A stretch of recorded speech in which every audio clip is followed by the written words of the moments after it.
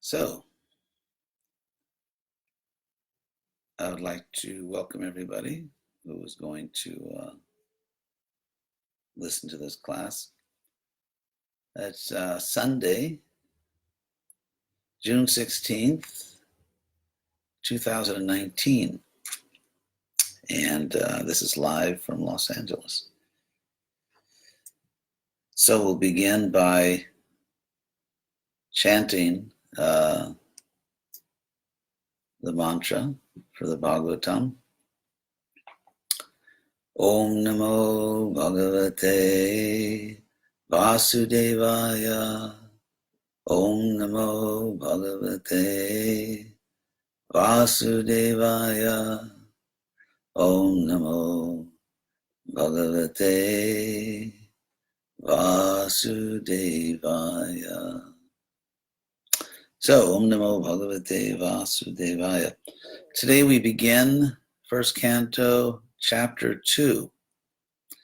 And as we will see, H.D.Goswami, in his, you could say, introductory remarks, sets an ideal example of Vaishnava etiquette, of how one should approach the Bhagavatam. So we'll go to those verses now. In this second chapter of the Bhagavatam, it begins with Vyasa speaking, Vyasa uvacha, iti samprashna sanghristo vipranang romaharshani pratipuja vachastesham pravaktum upachakrame. So Vyasa said, iti.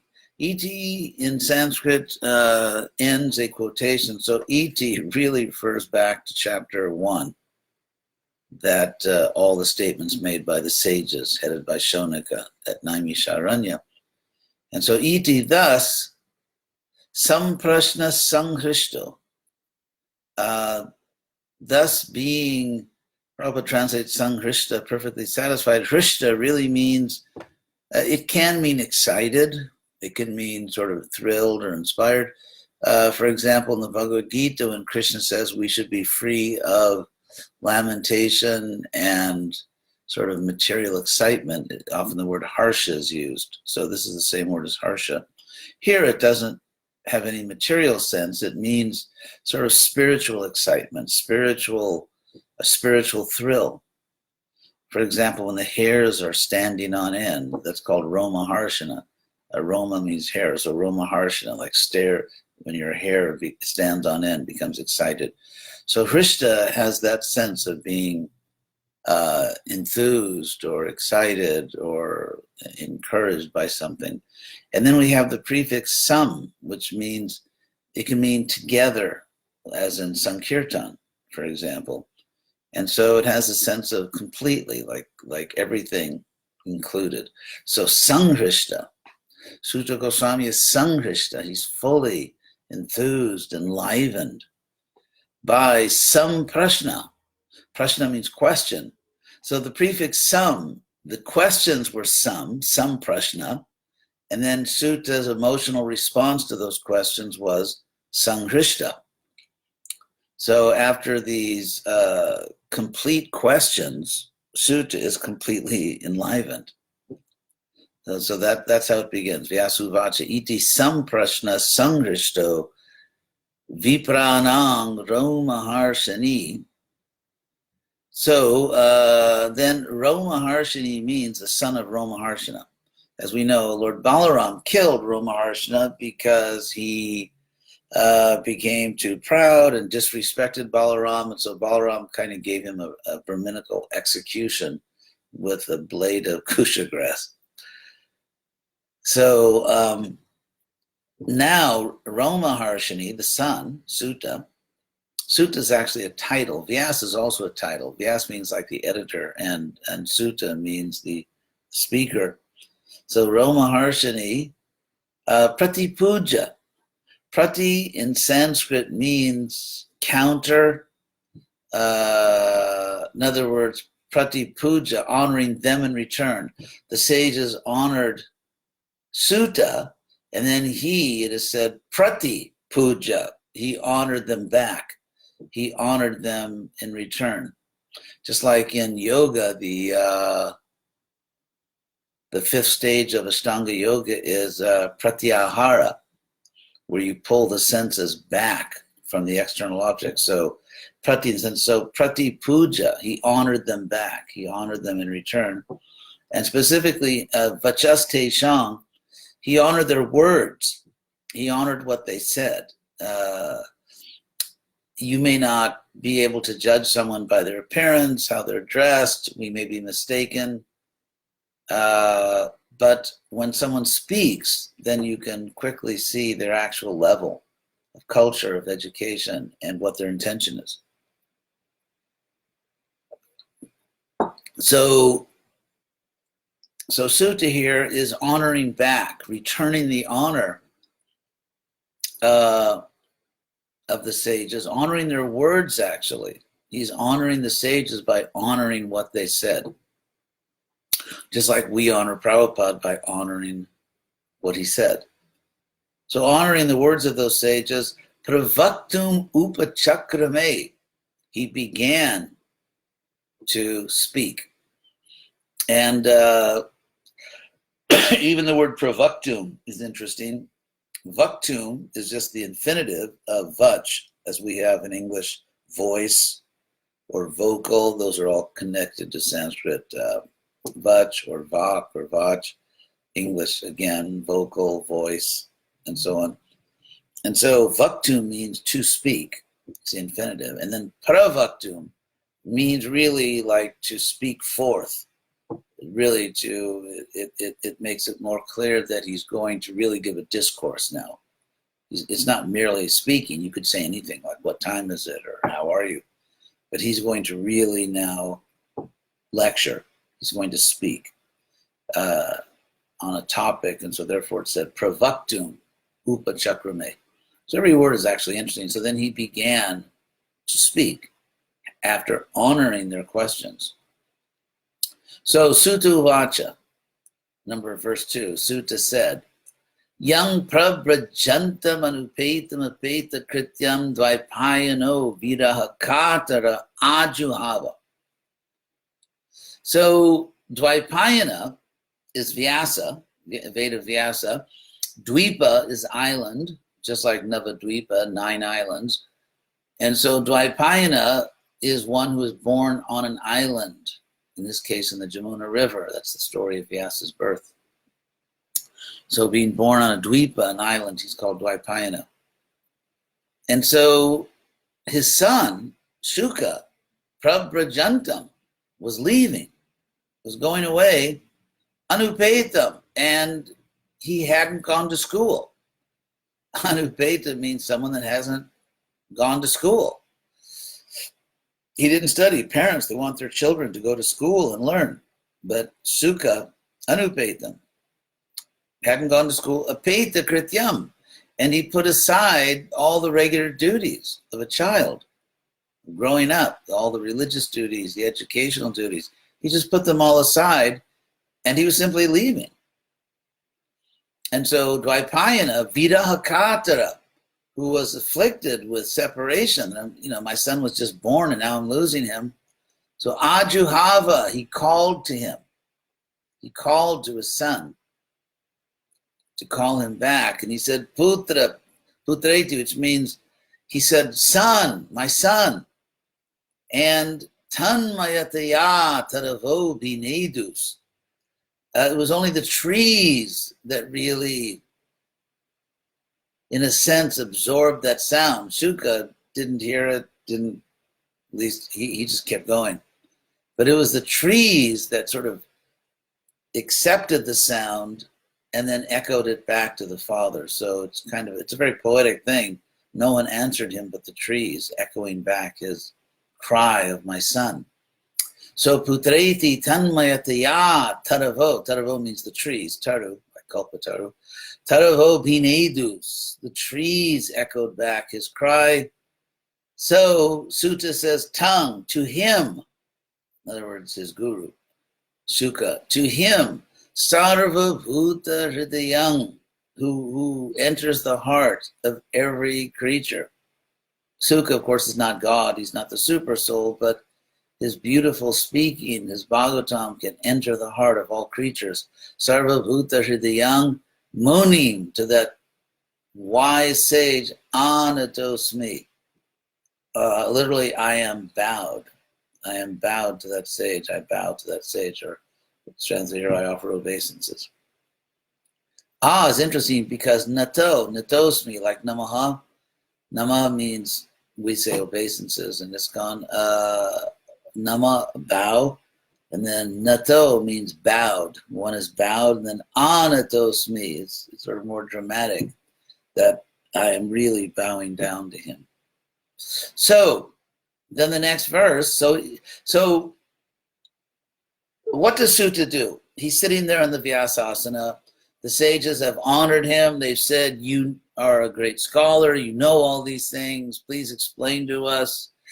You should teach us, because teachers should explain advanced knowledge to affectionate, devoted students, and that's what we are. So they've praised him in many ways, and then he honored them in return, pratipuja. He honored their words in return. So having first respectfully accepted their request, he immediately offers obeisances to his guru, Shuka. And now in the next verse, he's going to again offer obeisances to his guru to glorify him. He says, Yak swanu bhavam akila shuti sadam ekam adhyatma deepam atititir shatang tamondang sangsarinang karunayaha purana guhyam tam vyasa sunum upayami gurum muninam. So, very poetic verse. If for those who don't know Sanskrit, it's very beautifully composed. It's a very elegant verse. And so literally it means that to that sage who karunaya, out of mercy, mercifully, Aha spoke Purana Guhyam, this advanced Purana, this most advanced Purana. It said Guhyam, often translated confidential, but it has a sense also of being advanced, like this is the advanced course. So Purana Guhyam, this advanced, this confidential Purana, he spoke it, and what he spoke was Swanubhavam, his own realization. He was speaking the Bhagavatam, and he was speaking what he himself had fully realized. Anubhava means experience, Anubhava. And Swa means one's own. It was his own experience. He had personally realized it. And this Bhagavatam, which is Akila Shruti Saram, Ekam, the one Saram, essence of all the Vedas, Akila Shruti. Of all the Vedas, this is the one true essence. And Sutta spoke this, and he spoke his own realization. He had personally experienced this most advanced knowledge. And this knowledge is Adhyatma Deepam, a transcendental light or a transcendental lamp, Deepa, Adhyatma Deepam. And who is it for? Atiti tir shatang tamon dang sangsarinang.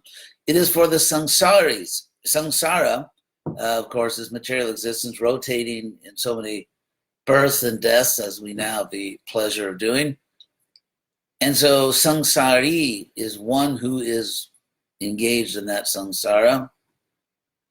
And so for those samsarinang, for those trapped in samsara, and atiti tir shatang, but who desire to cross over this literally tamo and dam, this literally this blindness, this darkness, the blindness of darkness, because everyone's blind when there's no light.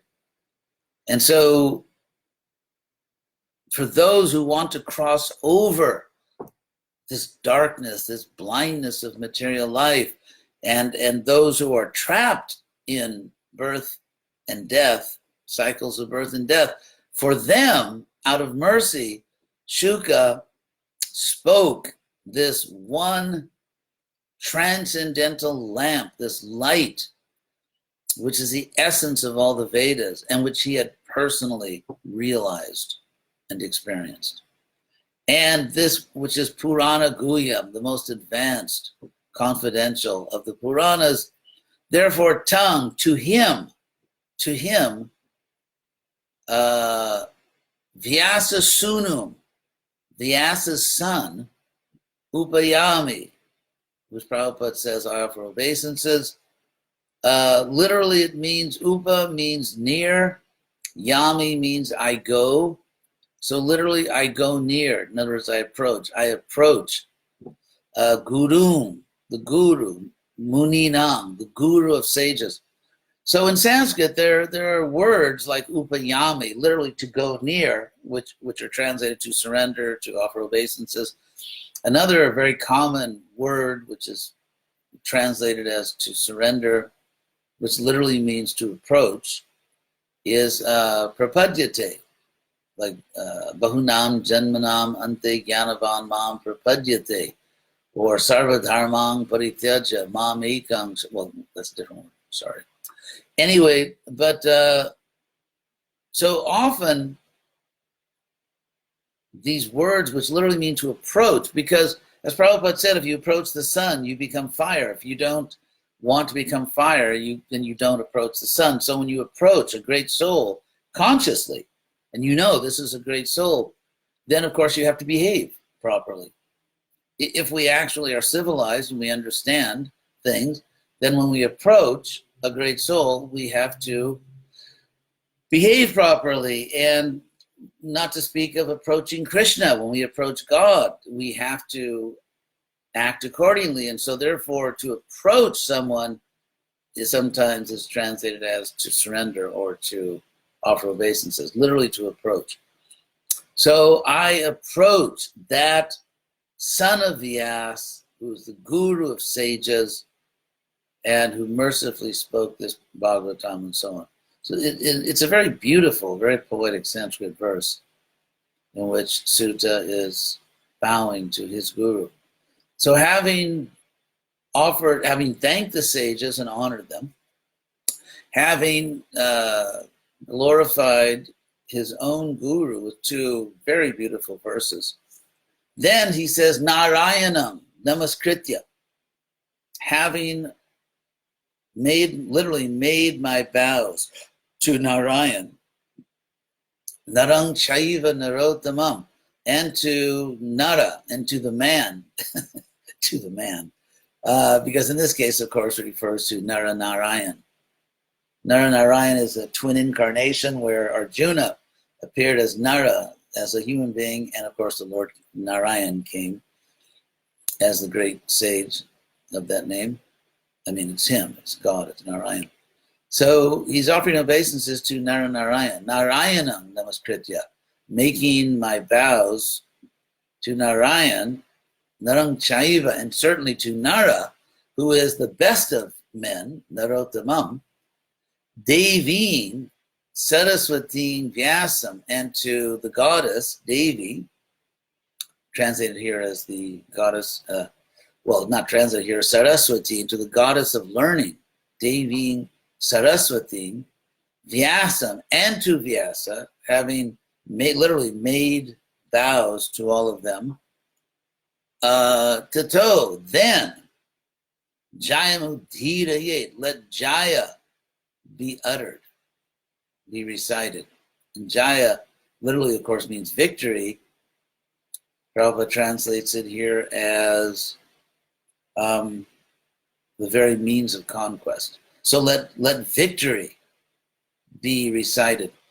So in the sense that if you hear the Bhagavatam seriously and try to practice it, you will be victorious. Your life will be a victory. And therefore it's called victory, Jayam. tato jayamudiraye. So Sutta also says that. So after honoring the sages, 2 exquisite verses to his guru, and then offering obeisances to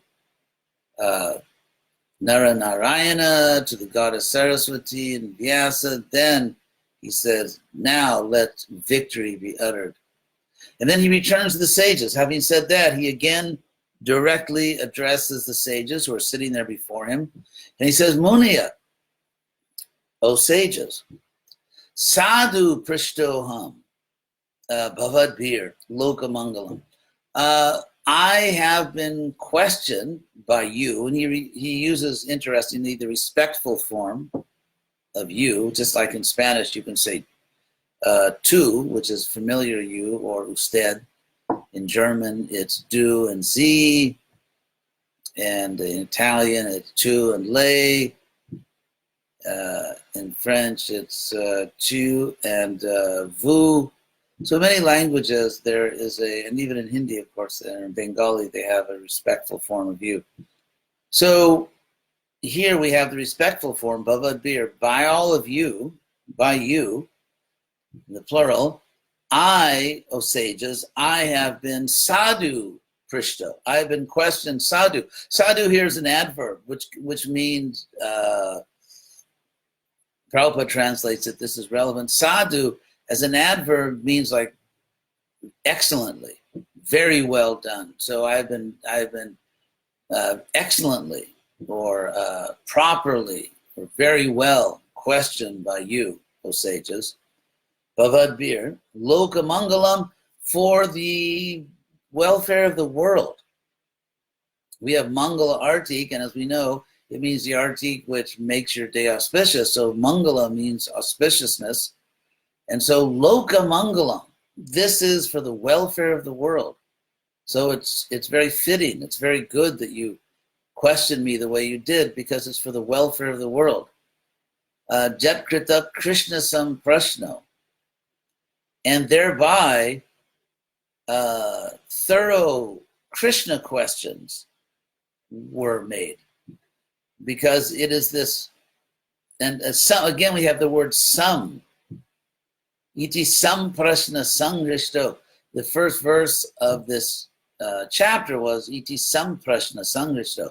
So sam prashna, proper questions, complete questions, the right questions. And so the right questions were asked about Krishna. Krishna samprashna was done, and Jaina, by which, and by this questioning about Krishna, Atma, the soul, suprasidati, is well satisfied, literally. Prasidati is the verb, the noun from this verb, of course, is prasada, like what we eat. Grace or mercy, prasada. And so here we have the verb prasidati, which means to be graced, in the sense of to be truly satisfied. Prabhupada translates it completely pleased. And su means very or well. So by which the soul is well satisfied, well pleased, graced, fully graced. So he's congratulating and thanking the sages for asking him not just, what time is it, or what's the weather, or, what's the political news, but really talking about Krishna. And then he said, now after all that, so that's 5 verses. Now verse 6, he's going to start his discourse. So Sutta has taken 5 verses to sincerely honor the Vaishnava etiquette to God, to the sages, to the goddess Saraswati, to Vyasa, Narayana. So in 5 verses, he has completely observed in an exemplary way Vaishnava etiquette, and now he's actually going to start teaching. Of course, his previous verses were instructive, but now he's going to begin directly his discourse in reply to the sages' questions. And so he says, Savai pung sang paro dharmo, yato bhaktir adhoksaje, ahai tukya prati hata, Yatma suprasidati. Again, verse 5, and again here in verse 6, the last line, verse 5, the last line was Yenatma suprasidati. And here, Yayatma suprasidati. The same thing. Yena is masculine because it referred to a question. And here, Yaya is feminine because it refers to the word bhakti.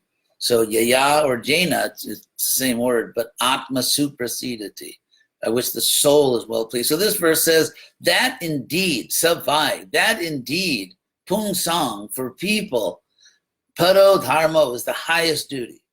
That indeed for people is the highest duty. That's literally what it means.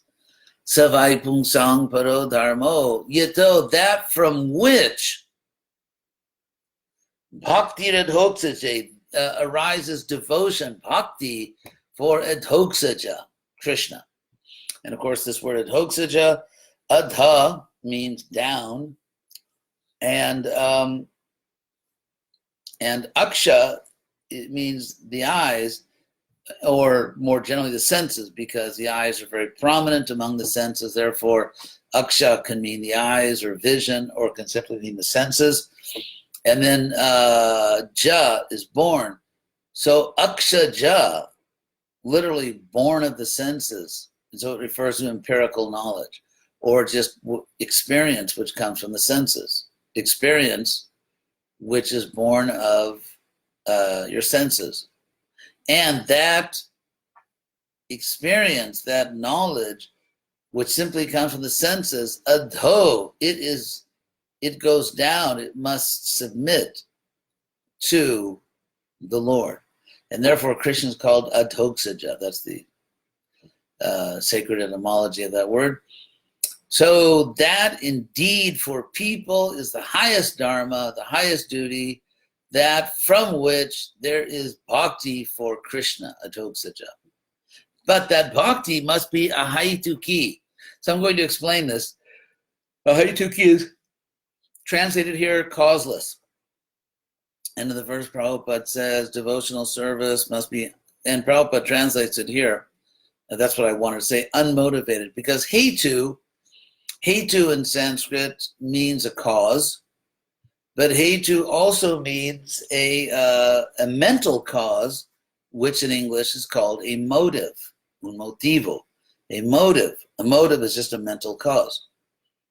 And so hetu can mean that, motive, and therefore from that which has a motive is called haituka, from the word hetu.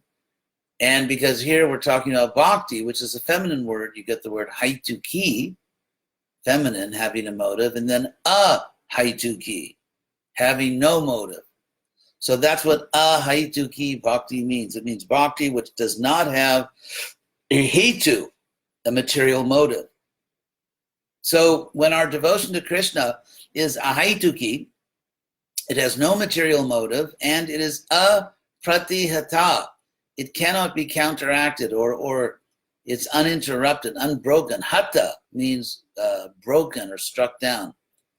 And a pratihata, it cannot be broken, it cannot be interrupted, it cannot be struck down. So that kind of bhakti, which cannot be stopped, because even if one is in a difficult situation, then in your mind, you remember Krishna and you offer yourself to Krishna. So as long as you are conscious, nothing can stop bhakti if you have it. So that bhakti, which is a haituki and a pratihata, yaya, by that bhakti, atma suprasidati, the soul is well pleased, or as Prabhupada puts it here, completely satisfied. So I will stop there at verse 6, and next Sunday, hopefully, we'll all still be on this planet, and then we'll hear the next day. Oh, today is Father's Day. Krishna Priya just reminded me that it's Father's Day. So Krishna, of course, is the Supreme Father. 3 times in the Bhagavad Gita, Krishna is mentioned as Father. Twice Krishna says that, for example, he says, Aham bija pradak pita, I am the seed-giving Father. Krishna also says, Pitaham asya jagato, I am the Father of this universe. And then Arjuna says, Pitasi lokasya characharasya, you are the Father of this universe, of this entire universe. So 3 times in the Gita, Krishna is described as Father, therefore it's Krishna Day. Father's Day is Krishna Day. And all fathers in this world, spiritual fathers or material fathers, are or are supposed to be representatives of Krishna. So this is a day not only to honor fathers, but it's a day for fathers themselves to remember that they should represent the Supreme Father, who is Krishna. And to the extent that a father represents Krishna, to that extent his father has perfectly done his duty. So, thank you all very much for listening, and I hope to see you all again next Sunday. Hare Krishna.